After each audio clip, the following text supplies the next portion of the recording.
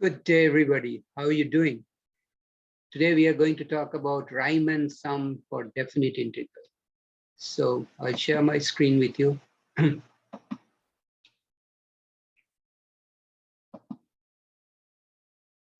Application of Riemann sum to calculate definite integral.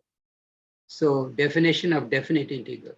If f, which is a function, is defined on the closed interval a and b, and the limit of the Riemann sums over partition delta, which is written as limit, those two double vertical bars means norm of delta tending to 0, summation, that is Greek sigma, it is summation I equal to 1 to n.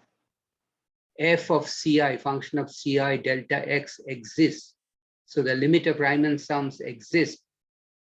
Then f is said to be integrable on the closed interval a, b, and the limit is denoted by limit norm of delta tends to 0, summation I equal to 1 to n, f of ci delta xi is equal to the definite integral of fx dx from a to b.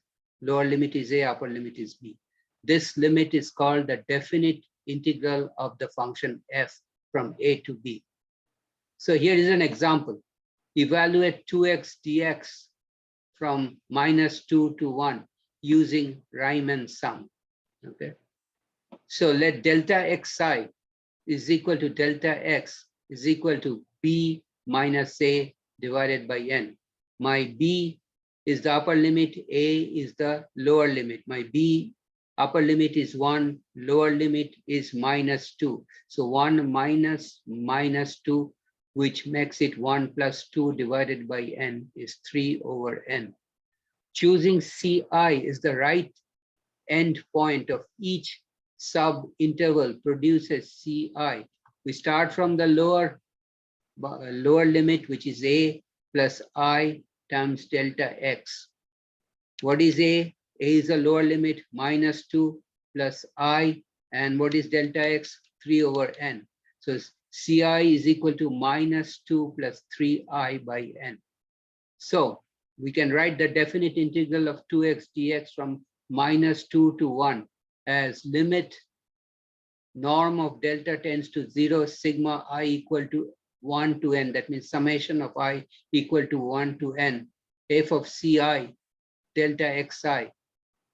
Now when the norm delta tends to 0, it's same as n. Okay, number of intervals tends to infinity, and I equal to 1 through n fci delta x.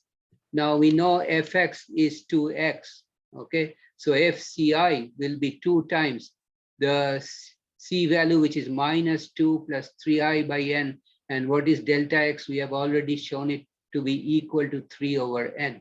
So limit n tends to infinity. 2 times 3 is 6, and in the numerator, and we bring the denominator n outside the summation sign. So summation I equal to 1 through n -2 plus 3I by n.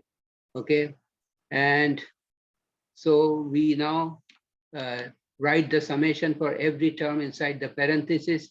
Remember, it is -2, and then I is equal to 1 to n, which is n. So it is -2n plus 3 over n outside the parenthesis. Summation of I from I equal to n, 1 to n is n times n plus 1 divided by 2. So limit n tends to infinity. Now I distribute the 6 by divided by n inside the parenthesis. So 6 divided by n multiplied by -2n plus 6 divided by n multiplied by 3 divided by n, which makes it 18n squared inside the parenthesis n squared plus n divided by 2. So inside the parenthesis, the first term, n is in the numerator, n is in the denominator, they cancel out. So 6 times -2 is -12 plus now 18 in the numerator, 2 in the denominator in the second term. So 18 divided by 2 is 9, 9 divided by n squared, and inside the parenthesis n squared plus n.